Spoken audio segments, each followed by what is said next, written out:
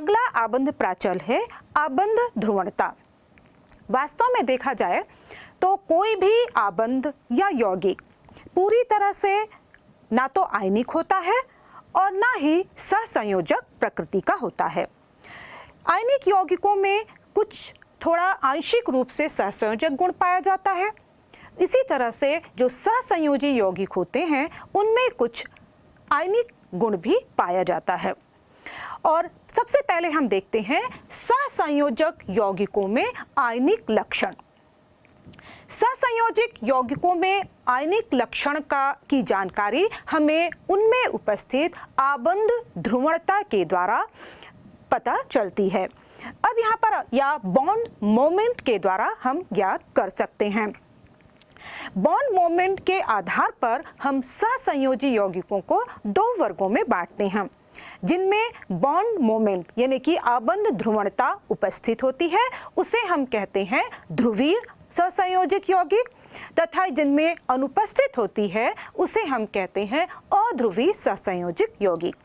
अध्रुवीय सहसंयोजक यौगिक जैसे हम कहेंगे जो समान परमाणु वाले यौगिक होते हैं, जैसे कि H2Cl2, जिनकी इलेक्ट्रोनेगेटिविटी में कोई अंतर नहीं होता, ऐसे अणु अध्रुवीय होते हैं। दूसरी ओर यदि हम देखें कि जैसे हाइड्रोजन फ्लोराइड है ना, यहाँ पर हम देखेंगे कि फ्लोरीन की जो इलेक्ट्रोनेगेटिविटी होती है वो हाइड्रोजन की तुलना में अधिक होती है, जिससे यहाँ पर सहसंयोजक आबंध का जो इलेक्ट्रॉन जोड़ा है वह फ्लोरीन अधिक इलेक्ट्रोनेगेटिव परमाणु की ओर खिसक जाता है, जिससे उस पर कुछ ऋणावेश आ जाता है तथा दूसरे परमाणु पर आंशिक रूप से धनावेश हो जाता है। और इस तरह से जो सहसंयोजक यौगिक है उसमें ध्रुवता उत्पन्न हो जाती है, जिसे हम द्विध्रुव आघूर्ण के द्वारा पता करते हैं। तो इस तरह से द्विध्रुव आघूर्ण सहसंयोजक आबंध से जुड़े हुए दोनों आयनों के ऊपर उपस्थित आवेश तथा आवेशों के बीच की दूरी के गुणनफल के बराबर होता है। यहाँ पर आबंध ध्रुवणता का मात्रक होता है, इसे डिबाई के द्वारा प्रदर्शित करते हैं, जिसे कैपिटल डी के द्वारा दर्शाते हैं। और एक डिबाई का मान होता है 3.33564 गुणित 10⁻³ कूलाम मीटर। अब यहाँ पर हम देखेंगे कि जो ध्रुवीय सहसंयोजक यौगिक होते हैं उनमें आबंध ध्रुवणता जो होती है उसे यह एक सदिश राशि है तथा इसे क्रॉस तीर के द्वारा प्रदर्शित किया जाता है, जो कि कम ध्रुवीय परमाणु से अधिक ध्रुवीय परमाणु की ओर होता है या फिर परमाणु से लोन पेयर की ओर प्रदर्शित किया जाता है। जैसे कि आप यहाँ पर देखेंगे, जैसे HF यदि हाइड्रोजन फ्लोराइड में देखें तो फ्लोरीन की इलेक्ट्रोनेगेटिविटी हाइड्रोजन की तुलना में ज़्यादा होती है, इसलिए यहाँ पर जो जिसकी दिशा होगी वह हाइड्रोजन से फ्लोरीन की दिशा में होगी। अब हम देखते हैं कि द्विध्रुव आघूर्ण की तुलना किस प्रकार से कर सकते हैं। सबसे पहले हम देखेंगे कि जो द्विपरमाणुक अणु होते हैं उनमें ध्रुवता की गणना हम आसानी से इलेक्ट्रोनेगेटिविटी के आधार पर कर लेते हैं, जैसे कि HCl या HF अणु है ना। लेकिन जब बहुपरमाणुक अणुओं की बात आती है तब बहुपरमाणुक अणुओं के द्विध्रुव आघूर्ण का मान उनके भिन्न भिन्न आबंधों के द्विध्रुव आघूर्ण का तत्वों से बनने होता है, और इसके आधार पर हम उसमें पता लगाते हैं कि इसमें द्विध्रुव आघूर्ण डाइपोल मोमेंट उपस्थित है अथवा नहीं है। सबसे पहले हम देखते हैं Ab2 प्रकार के यौगिक, जिसका उदाहरण है बेरिलियम डाइक्लोराइड। यहाँ पर हम देखेंगे कि बेरिलियम की इलेक्ट्रोनेगेटिविटी क्लोरीन की तुलना में कम है, यहाँ पर जो द्विध्रुव आघूर्ण की दिशा होगी बेरिलियम से क्लोरीन की तरफ तथा दोनों ओर बेरिलियम के दूसरे तरफ भी बेरिलियम से क्लोरीन की ओर होगी। यहाँ पर दोनों ही द्विध्रुव आघूर्णों की दिशा एक दूसरे के विपरीत है, अतः यहाँ पर नेट डाइपोल मोमेंट का मान 0 होगा। इस तरह हम देखेंगे कि नेट डाइपोल मोमेंट की गणना हम 2-3 बिंदुओं के आधार पर कर सकते हैं। एक तो यौगिक सिमेट्रिकल है अथवा असिमेट्रिकल है, सममित है अथवा असममित है। यदि यौगिक सममित होता है तो उसमें डाइपोल मोमेंट का मान कम होता है। दूसरी ओर हम देखेंगे कि यदि केंद्रीय परमाणु के चारों ओर उपस्थित जो परमाणु हैं, यदि वो सभी समान हैं तो उनमें डाइपोल मोमेंट नहीं पाया जाता है। लेकिन यदि किसी अणु में लोन पेयर उपस्थित होता है तो उनमें डाइपोल मोमेंट देखा जाता है, लेकिन इसके भी कई अपवाद हमें देखने को मिलते हैं। दूसरे प्रकार के यौगिक का हम उदाहरण लेते हैं AB3 प्रकार के यौगिक। यहाँ पर हम देखेंगे जैसे बोरॉन ट्राइक्लोराइड, बोरॉन ट्राइफ्लोराइड। इन यौगिकों में भी हम देखेंगे कि चूंकि बोरॉन की तुलना में फ्लोरीन परमाणु की इलेक्ट्रोनेगेटिविटी ज़्यादा है, अतः यहाँ पर द्विध्रुव आघूर्ण की दिशा तीनों ही एक दूसरे के विपरीत बोरॉन से फ्लोरीन की ओर होगी। क्योंकि तीनों ही डाइपोल मोमेंट या द्विध्रुव आघूर्ण की दिशा एक दूसरे के विपरीत है, अतः इनमें भी जो नेट डाइपोल मोमेंट का मान होगा वह 0 होगा, यानी कि ये अणु सभी नॉन पोलर होंगे, अध्रुवीय अणु होंगे। इसके बाद हम देखते हैं AB4 प्रकार के अणुओं की।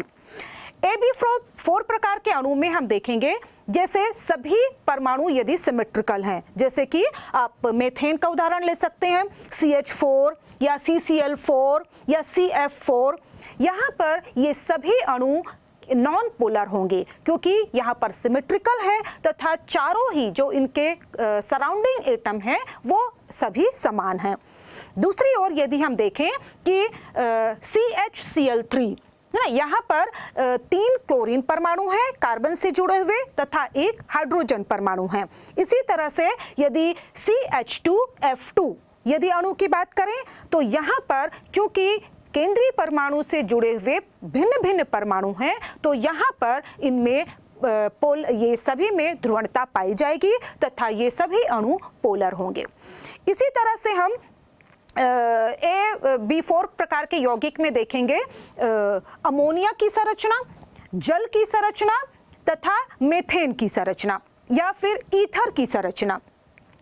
यहाँ पर हम देखेंगे कि अमोनिया में 3 हाइड्रोजन परमाणु होते हैं नाइट्रोजन से जुड़े हुए तथा इसमें एक एकाकी इलेक्ट्रॉन युग्म पाया जाता है। अब चूंकि नाइट्रोजन की इलेक्ट्रोनेगेटिविटी हाइड्रोजन परमाणु से अधिक है, अतः यहाँ पर द्विध्रुव आघूर्ण की दिशा हाइड्रोजन से नाइट्रोजन की ओर होगी तथा जो चौथा द्विध्रुव आघूर्ण होगा उसका मान नाइट्रोजन से लोन पेयर की ओर होगा। यहाँ पर हम देख रहे हैं कि सभी जो द्विध्रुव आघूर्ण की दिशा एक दूसरे के एक ही दिशा में है, अतः इसमें नेट डाइपोल पाया जाएगा तथा अमोनिया अणु ध्रुवीय प्रकृति का होगा। इसी प्रकार हम जल में भी देखेंगे। जल में भी ऑक्सीजन की इलेक्ट्रोनेगेटिविटी हाइड्रोजन की तुलना में ज़्यादा होती है और साथ ही ऑक्सीजन में 2 एकाकी इलेक्ट्रॉन युग्म उपस्थित हैं, अतः जल का जो अणु है वह भी ध्रुवीय प्रकृति का होगा।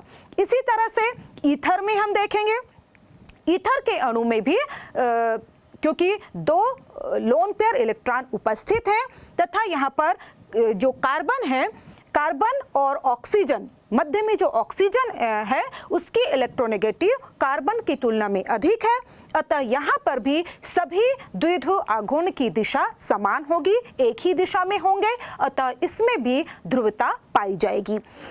तो इस तरह हम देखते हैं कि जहाँ पर लोन पेयर उपस्थित होता है वहाँ पर अणु में ध्रुवता उपस्थित हो जाती है। इसी तरह से हम AB5 प्रकार के अणु का उदाहरण लें, जैसे कि PCl5। तो PCl5 में पांचों जो क्लोरीन परमाणु हैं वो समान हैं और इसलिए इनकी जो संरचना होती है त्रिकोणीय द्विपिरामिडीय होती है और ये नॉन पोलर होते हैं। इसी तरह से AB6 प्रकार के अणु के उदाहरण हम ले, जैसे कि सल्फर हेक्साफ्लोराइड, इसकी संरचना अष्टफलकीय होती है तथा इसमें भी 6 जो फ्लोरीन परमाणु हैं वो समान हैं और ये सिमेट्रिकल संरचना होने की वजह से ये भी नॉन पोलर होते हैं। अब हम कुछ कार्बनिक यौगिकों का उदाहरण लेते हैं। उदाहरण के लिए यदि हम ब्यूटीन की बात करें तो हम जानते हैं कि द्विबंध वाले जो कार्बनिक यौगिक होते हैं उनमें सिस ट्रांस समवयवता पाई जाती है।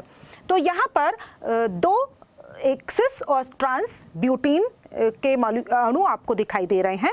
यहाँ पर हम देखेंगे कि कार्बन की जो इलेक्ट्रोनेगेटिविटी है वो हाइड्रोजन से अधिक है, इसलिए यहाँ पर द्विध्रुवीय आघूर्ण की दिशा हाइड्रोजन से कार्बन की ओर होगी, जबकि कार्बन और कार्बन के बीच जब एक जो कार्बन है यहाँ पर मिथाइल समूह से है और दूसरा कार्बन है जो कि द्विबंध से जुड़ा हुआ है, तो द्विबंध से जुड़े हुए कार्बन की इलेक्ट्रोनेगेटिविटी अधिक होती है, इसलिए यहाँ पर द्विध्रुवीय आघूर्ण की दिशा मिथाइल वाले कार्बन से द्विबंध वाले कार्बन की दिशा में होगी। और इस तरह से हम देखेंगे कि सभी द्विध्रुव आघूर्ण की दिशा एक दूसरे के विपरीत है, अतः यह इनका जो नेट डाइपोल मोमेंट होगा वह 0 होगा।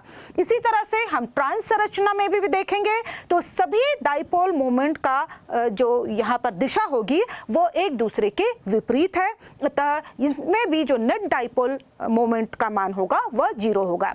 लेकिन ये देखा गया है कि जो ट्रांस संरचना होती है वह सिस संरचना की तुलना में अधिक सिमेट्रिकल होती है और इसलिए यह माना जाता है कि जो सिमेट्रिकल संरचना जितनी ज़्यादा होगी उसका डाइपोल मोमेंट का मान कम होता है। तो इसलिए माना जाता है कि जो सिस संरचना होती है उसका डाइपोल मोमेंट अधिक होगा, जबकि ट्रांस संरचना होगी उसके डाइपोल मोमेंट का मान कम होगा। इसी तरह से हम डाइक्लोरोएथीन का उदाहरण ले सकते हैं। डाइक्लोरोएथीन में हम देखेंगे कि यहाँ पर जो कार्बन और हाइड्रोजन के बीच द्विध्रुवीय आघूर्ण है उसकी दिशा हाइड्रोजन से कार्बन की ओर है तथा कार्बन और क्लोरीन के बीच जो द्विध्रुवीय आघूर्ण होगा उसकी दिशा कार्बन से क्लोरीन की तरफ है। चूंकि यहाँ पर सभी डाइपोल मोमेंट या ध्रुवणता एक ही दिशा में है, अतः यहाँ पर जो सिस संरचना होगी वह पोलर संरचना होगी। इसके विपरीत हम यहाँ पर देखें जो ट्रांस संरचना है वहाँ पर सभी डाइपोल मोमेंट या द्विध्रुवीय आघूर्ण की दिशा एक दूसरे के विपरीत है, अतः जो ट्रांस संरचना होगी यहाँ पर वह नॉन पोलर होगी। आइए अब हम जानते हैं आयनिक यौगिकों में सहसंयोजक लक्षण के बारे में, जिसे हम फजांस रूल भी कहते हैं, जिसे फजांस नामक वैज्ञानिक ने बताया था। यह फजांस रूल हमें किसी भी आयनिक यौगिक में सहसंयोजक लक्षण को ज्ञात करने में सहायता देता है। जैसे कि यदि हम कहें कि जिसमें धन आयन का आकार जितना छोटा होता है या ऋण आयन का आकार जितना बड़ा होगा उसमें सहसंयोजक प्रवृत्ति उतनी ज़्यादा होती है। वास्तव में यह जो आयनिक यौगिक में सहसंयोजक लक्षण यह धन आयनों की पोलराइजिंग पावर या ध्रुवण क्षमता तथा ऋण आयनों के पोलराइज होने की टेंडेंसी यानी कि ध्रुवित होने की क्षमता पर निर्भर करता है। अतः धन आयन जितना छोटा होगा वह ऋण आयन को उतना ज़्यादा पोलराइज्ड कर लेता है।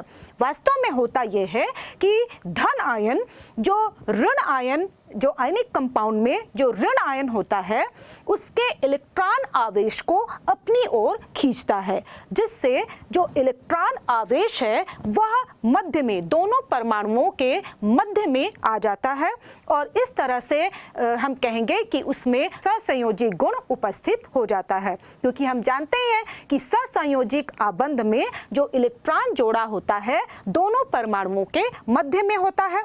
तो इस तरह से धन आयन जितना छोटा होगा तथा ऋण आयन का साइज जितना बड़ा होगा उसमें सहसंयोजी प्रवृत्ति उतनी ज़्यादा होगी। उदाहरण के लिए हम लिथियम क्लोराइड, सोडियम क्लोराइड तथा पोटेशियम क्लोराइड की यदि तुलना करें तो हम पाएंगे कि लिथियम चूंकि आयन का साइज सबसे छोटा है अतः इसमें सहसंयोजी प्रवृत्ति उतनी ज़्यादा होगी, जबकि सोडियम में उससे कम तथा पोटेशियम क्लोराइड में सबसे कम सहसंयोजी गुण पाया जाएगा। दूसरा जो गुण है जिसके द्वारा हम सहसंयोजी प्रवृत्ति को जानते हैं वह है धन आयनों तथा ऋण आयनों पर आवेश की मात्रा। धन आयन तथा ऋण आयन पर आवेश की मात्रा जितनी ज़्यादा होगी उनमें सहसंयोजिक प्रवृत्ति उतनी ज़्यादा होती है। धन आवेश की मात्रा जितनी ज़्यादा होगी उसकी पोलराइजिंग पावर, ध्रुवण क्षमता उतनी ज़्यादा होती है। जैसे कि हम सोडियम क्लोराइड, मैग्नीशियम क्लोराइड तथा एल्यूमिनियम क्लोराइड की तुलना करें तो हम पाएंगे कि सोडियम में धनावेश 1 धनावेश होता है, मैग्नीशियम में 2 इकाई धनावेश होता है तथा एल्यूमिनियम में 3 इकाई धनावेश पाया जाता है। अतः यहाँ पर एल्यूमिनियम क्लोराइड की जो ध्रुवण क्षमता होगी सबसे ज़्यादा होगी एल्यूमिनियम आयन की, और इसलिए जो एल्यूमिनियम क्लोराइड अणु होगा उसमें सहसंयोजक गुण सबसे ज़्यादा होगा। तीसरा गुण है जो जिसके द्वारा हम जानेंगे वह है इनका इलेक्ट्रॉनिक विन्यास।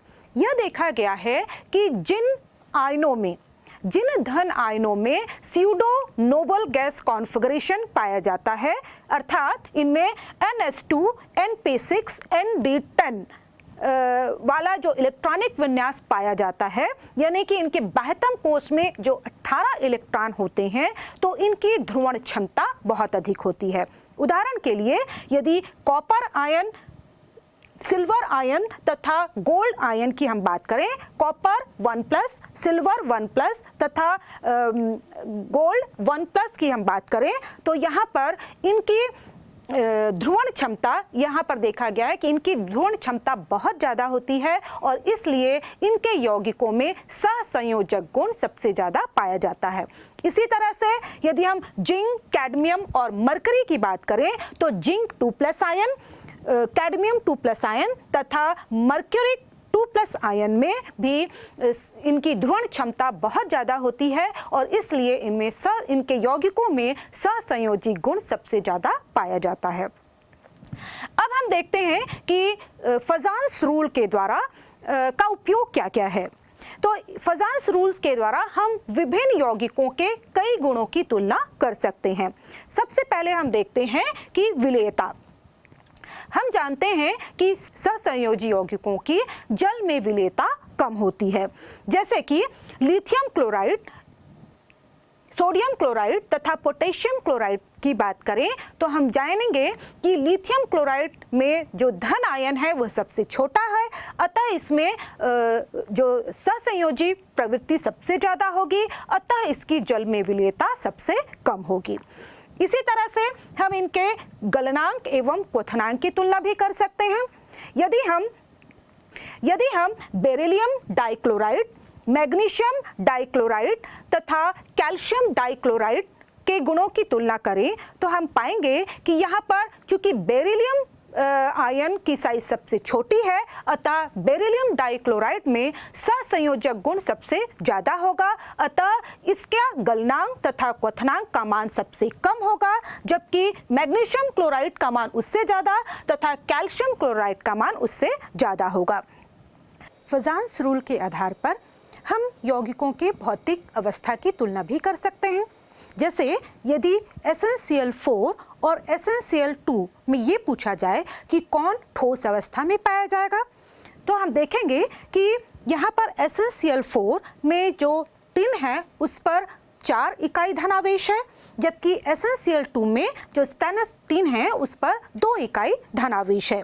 इसका मतलब SnCl4 में सहसंयोजी प्रवृत्ति अधिक होगी और हम जानते हैं कि जो सहसंयोजी यौगिक होते हैं वो वाष्पशील द्रव होते हैं और इस तरह हम कह सकते हैं कि SnCl4 वाष्पशील द्रव होगा जबकि SnCl2 ठोस अवस्था में पाया जाएगा और होता भी यही है।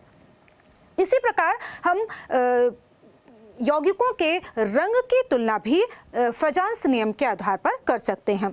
उदाहरण के लिए यदि हम silver fluoride, silver bromide, silver chloride तथा सिल्वर आयोडाइड इनके रंगों की तुलना करें तो हम पाएंगे कि अब यहाँ पर देखिए सभी जो धन आयन है यहाँ पर समान है लेकिन ऋण आयनों में अंतर है। यहाँ पर जो आयोडीन है इसका आकार सबसे अधिक है और हमने ये पाया है कि जब ऋण आयन का आकार जितना अधिक होगा उसमें सहसंयोजक गुण उतना ज़्यादा होगा, यानी कि सिल्वर आयोडाइड में सहसंयोजक गुण ज़्यादा होगा। जो सहसंयोजक यौगिक होते हैं उनका रंग अधिक गहरा होता है और देखा भी गया है कि जो सिल्वर आयोडाइड होता है वह गहरे पीले रंग का होता है, सिल्वर ब्रोमाइड यह हल्के पीले रंग का होता है, सिल्वर क्लोराइड सफ़ेद रंग का होता है जबकि सिल्वर फ्लोराइड यह रंगहीन होता है। इसी तरह से फजांस रूल के आधार पर हम यौगिकों की अम्लीयता की तुलना भी कर सकते हैं। उदाहरण के लिए यदि हम Mn2O7, MnO2 तथा MnO इन तीनों यौगिकों की अम्लीयता की तुलना करें तो हम देखेंगे कि Mn2O7 इसमें मैग्नीज पर जो धन आवेश है वो +7 है जबकि MnO2 में मैग्नीज पर धन आवेश +4 है जबकि MnO में मैग्नीज पर जो आवेश है वह +2 है। और इस तरह स्पष्ट है कि जो Mn2O7 में चूंकि इसका धन आयन का आकार सबसे छोटा है अतः इसमें सहसंयोजक प्रवृत्ति सबसे ज़्यादा होगी और इसीलिए यहाँ पर Mn2O7 में सबसे ज़्यादा अम्लीय गुण होगा, MnO4 में उससे कम तथा MnO में सबसे कम अम्लीय गुण पाया जाएगा। फजांस रूल के आधार पर हम विभिन्न आयनिक यौगिकों में सहसंयोजक गुण की तुलना कर सकते हैं।